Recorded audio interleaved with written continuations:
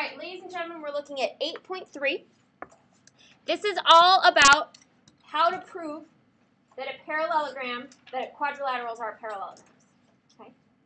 So we're going to look at each one of these theorems.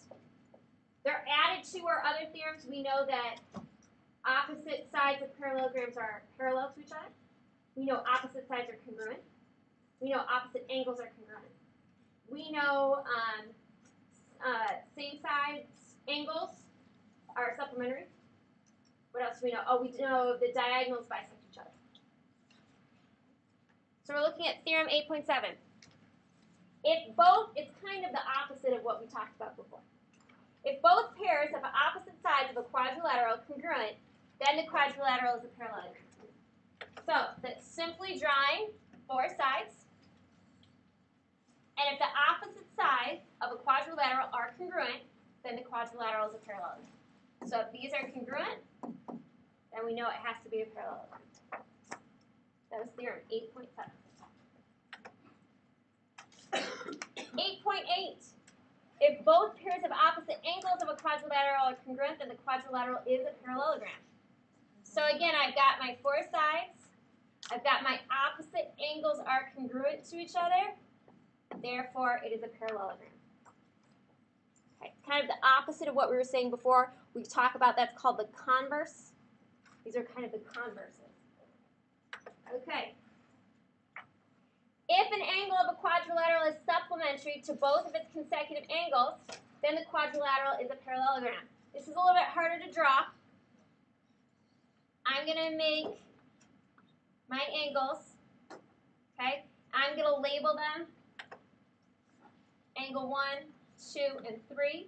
1 plus 2 equals 180, and 2 plus 3 equals 180. Okay.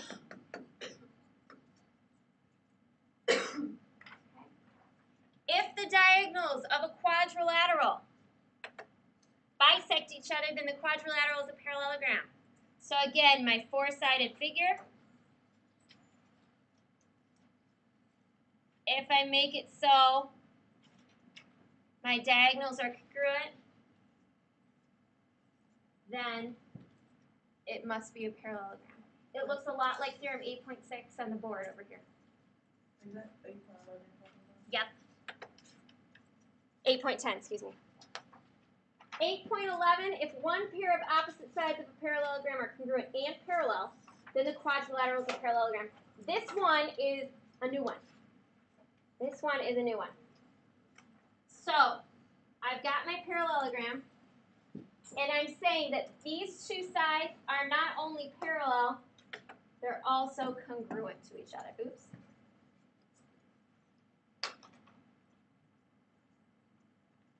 Okay, I'm going to have to redraw that last one. Hopefully you've got the other ones. Okay, so I've got my parallelogram. Two sides are parallel, and they are congruent.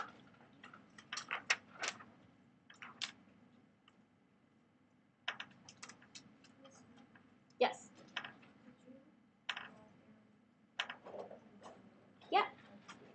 If the diagonals, let's see if I can give myself a little more room here to do that.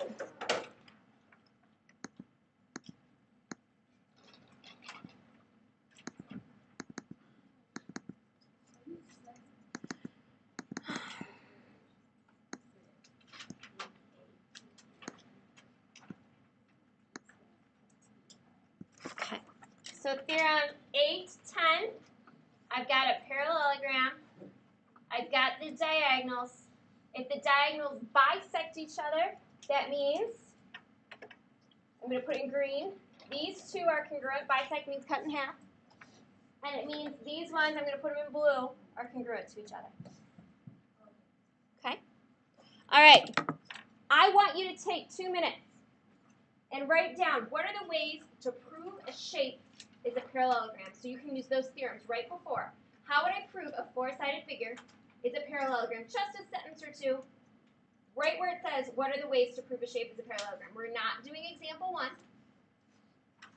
What are the ways to prove a shape is a parallelogram?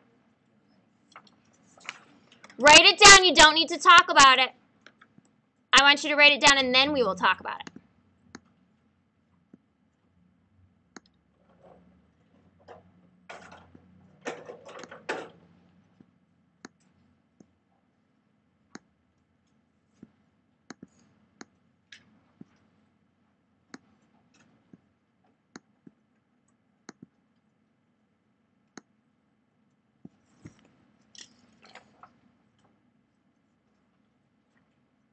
What are the ways to prove that a shape is a parallelogram?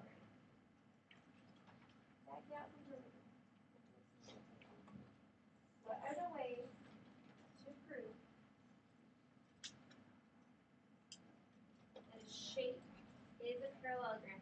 Using those theorems above, can you make a couple sentences? And you can't say theorem 8.7, 8.6, 8.6. You didn't say that when I Come on. started. Because you're not going to memorize what those are. You're going to be able to tell me things about it. If you wrote that on a test, I wouldn't give you full credit. I would give you any. So write it out. Come on.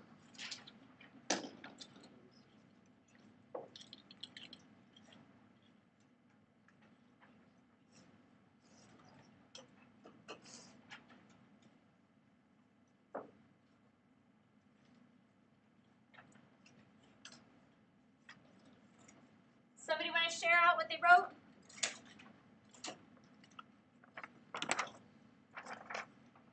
You need another minute?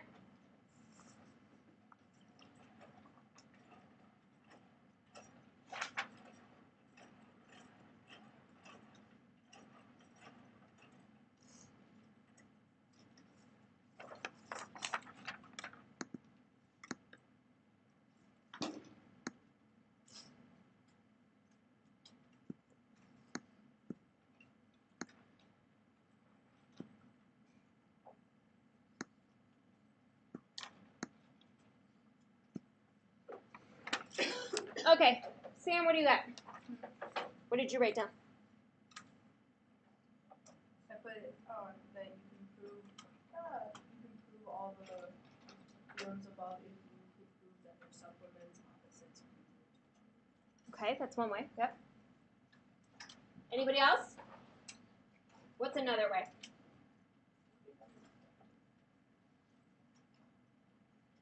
Alex, what you got down?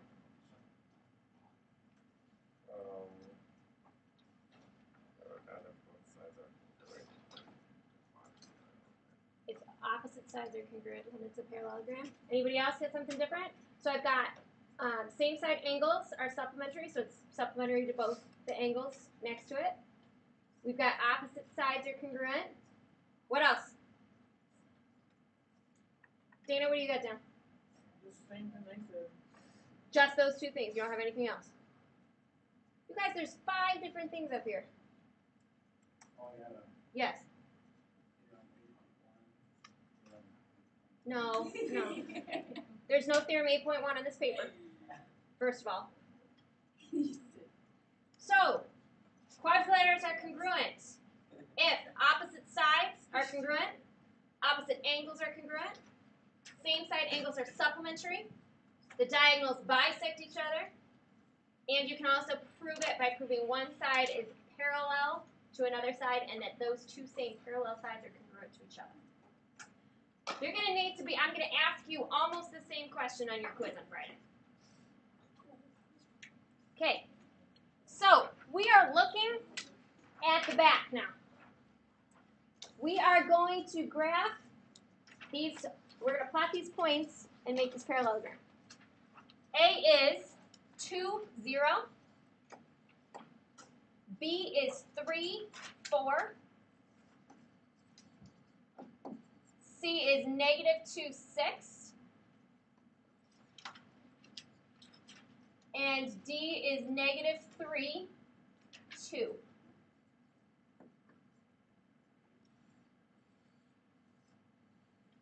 Okay? We've got to use 3 methods to prove that it's a parallelogram. What do I know about a parallelogram? I know the opposite sides have the same, are parallel. If things are parallel, they have the same what? What do they have the same? If two lines are parallel, they have the same what? Slope. They have the same slope. Who remembers what the slope formula is? Who remembers the what? Slope formula is Y equals mx plus b. y equals mx plus b is the equation for slope-intercept form. What is the slope? How would you find m? Isn't it y2 minus y1 Yes. over x2 minus Yes. x1? This is for slope. Okay? This is for slope. Shh. This is for slope. So, what side do I need to find the slopes of? If I'm trying to prove that two sides are parallel and the other two sides are parallel, all four. C to B and B to A. Okay, so let's do C to B first. So I'm looking at C to B first. I'm doing that in black. Okay, so C, we've got y2 is 6 minus y1 is 4 over x1 is 2 minus x1 is 3. 6 minus 4 is 2. Negative 2 minus 3 is negative 5. What has to be the same slope for CB? CB slope is 2, negative 5. This is C to B.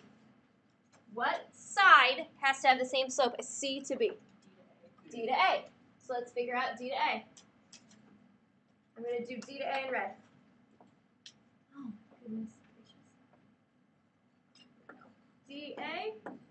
And DA is right here. Here's A. Here's D. So that means we go 0 minus 2. Oh, oops. Not 0 minus 2. What am I doing? Yeah, 0 minus negative. It's 2 minus 0. Thank you. 2 minus 0 over what? Negative. There's no negative 2. Negative 3 minus 2. 2 minus 0 is 2. 2 and negative 3 is negative 5. Okay, so we've got one set of parallel sides. We now know that these are parallel. But that doesn't solve our problem, right? What else do we got to do? Which ones?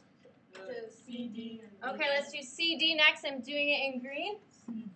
CD. C, D. Oh, okay, so we're going to go 6 minus 2 over negative 2 minus a negative 3. 2 negatives make this positive.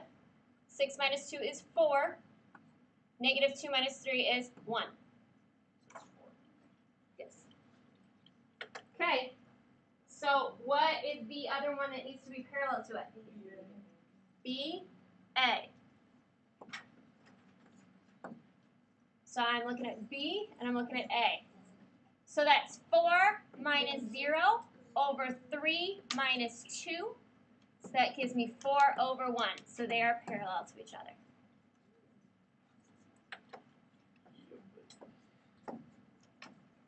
Okay? Questions? So method 1 is using the slope formula 4 times. Method 1, 4 slope formulas.